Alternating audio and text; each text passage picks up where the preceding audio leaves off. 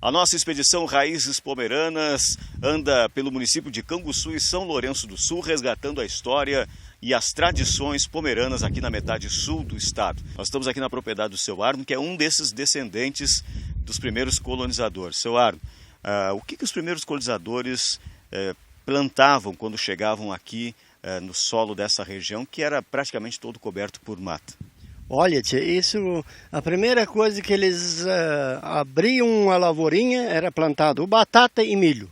Porque o milho servia para fazer a farinha, essas coisas tudo, e ter os animalzinhos já.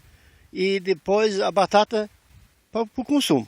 Produtos para a subsistência. Quando eles chegaram aqui, tudo era mato e tiveram que abrir as roçadas, né, fazer as roças. E esse método de plantio que o senhor estava ensinando aqui é um método primitivo, o primeiro método que eles utilizaram para cultivar o solo aqui, né? Exatamente, bem assim.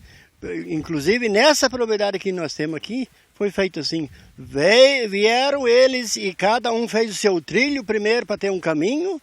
E depois que aí cada proprietário que ganhou um pedacinho, abriu as suas lavouras e aí continuaram plantando e assim foram abrindo as lavouras. E hoje em dia, então, tem menos mato, mas ainda tem bastante. Um terreno muito íngreme, né?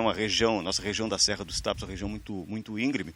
E como era roça e havia muito toco, esse era o método utilizado, plantar milho com enxada de metro em metro, um milho quase que esquadrejado, né? Sim, exatamente. Esse agora, hoje em dia, é bem diferente, mas naquela época era cortado o mato, abrido as lavouras, só com enxada. Outra coisa não tinha, nem boi, nem cavalo, nada não funcionava, só a enxada que funcionava. Seu Arno, parece que tem uma história com relação ao seu sobrenome, né? Seu sobrenome tem tudo a ver com esse método de plantio, conta pra nós, hein? Ah, é. Isso existia um casal plantando esse tipo de milho, assim, e eles não tinham sobrenome. Aí o marido aquele abriu a escola, do jeito que eu abri aqui, e olha, tia, ele chegou no final da lavoura e olhou para trás. Ah, agora nós temos sobrenome. Por que a esposa tinha dito? Porque, não, é Krumreich. Por isso que agora nós temos sobrenome. E o que quer dizer Krumreich? Carreira torta. Als ik mijn miljeleugen hakte, dat dicht bij mijn tanden aan de schaaien. Toen deden de jongens immer lachen over mij. En zeiden, Meke, hakst du eens een Krumreich? Ja, zei ik dan. Ik mag je ook eens een dag een Krumreich vrije. Daarbij hak ik een Krumreich. E is ehrlich zo passiert.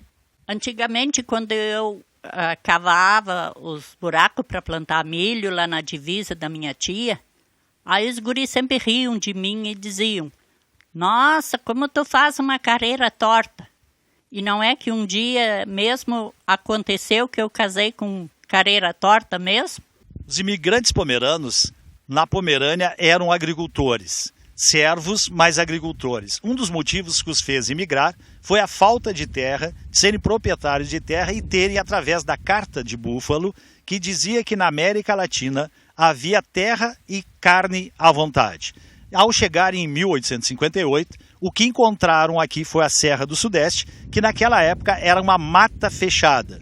No local que nós estamos hoje, nós vemos várias lavouras de batata, de milho e também ao fundo nós podemos ver o declive ou aclive acentuados, onde eles fizeram as suas primeiras roças. A partir daí, começa então a impulsionar a agricultura da nossa região, São Lourenço e Canguçu. Inclusive, em uma das histórias que acompanhei de perto, de uma senhora que morava em Picada Feliz, interior de São Lourenço, que ao terceiro ano que estavam no Brasil, tiveram a sua primeira colheita de batata.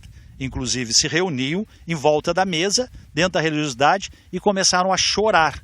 E o choro, ao ser questionado, o choro não era de tristeza, mas sim de alegria, que a partir daquele momento não morreriam mais de fome, pelo menos batata teriam para comer, já que inicialmente sobreviveram da caça e do inhame.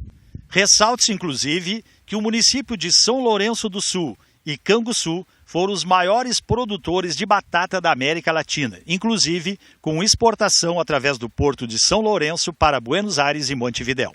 Daqui onde nós estamos, nós podemos observar como era inicialmente a nossa colonização. Ao fundo, nós temos uma mata fechada, onde foram criadas as roças. E também lá em frente, nós temos uma propriedade bem peculiar dos primeiros imigrantes. Se nota-se perfeitamente que ela é próxima a um córrego ou um arroio. Essas casas inicialmente eram feitas exatamente próximas à água, as primeiras propriedades, porque como não havia alimentação ainda, eles teriam que no mínimo ter água. Inclusive é bíblico, né? 40 dias de jejum, mas não se passa 72 horas sem água. Então esta é uma propriedade típica que nós temos aqui, com a cultura do tabaco, cultura do milho, e ainda algumas preservadas algumas peculiaridades, inclusive com a mata fechada e a propriedade próxima aos córregos. A mulher pomerana sempre teve forte influência durante a colonização na agricultura, trazendo sempre uma dupla jornada. A professora Celoí é uma conhecedora da cultura pomerana e que pode nos relatar melhor esse assunto. Professora, a mulher pomerana sempre teve uma dupla jornada, né? Auxiliando na lavoura e auxiliando também nos afazeres da casa e com os filhos. Com certeza. Ela sempre trabalha ainda, junto com o marido, na lavoura. Aí depois, ela é incumbida de fazer o almoço, cuidar dos filhos, cuida da casa, né? Lava a roupa, limpa a casa, tudo é trabalho dela. E dos animais domésticos também, tira leite, cuida das galinhas, recolhe ovos, todo esse trabalho doméstico é da mulher pomerana.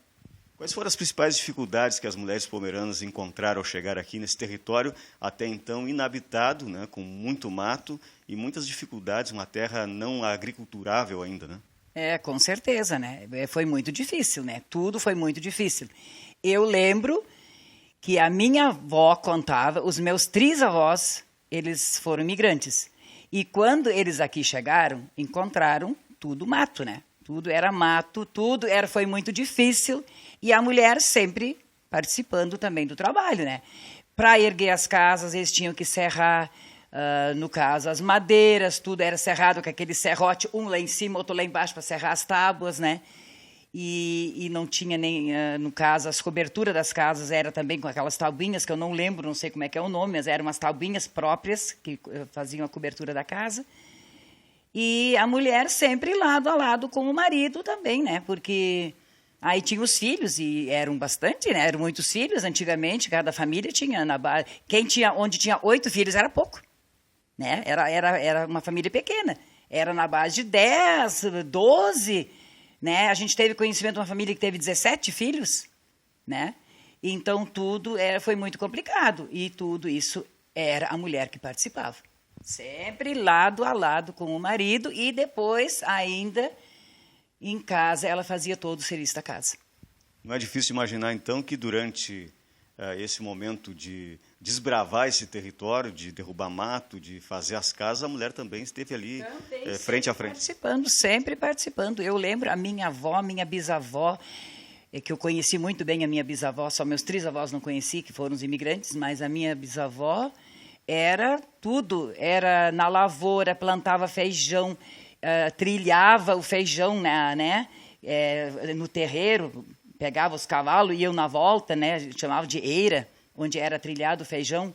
Tudo isso eu me lembro que a minha bisavó fazia. Minha avó, a minha mãe passava capinadeira, lavrava na lavoura, né, e que o pai teve épocas que, quando o pessoal ia para as granjas, não é, cortar arroz, que eles começaram assim, né? Eles eram bem pobrezinhos quando eles começaram.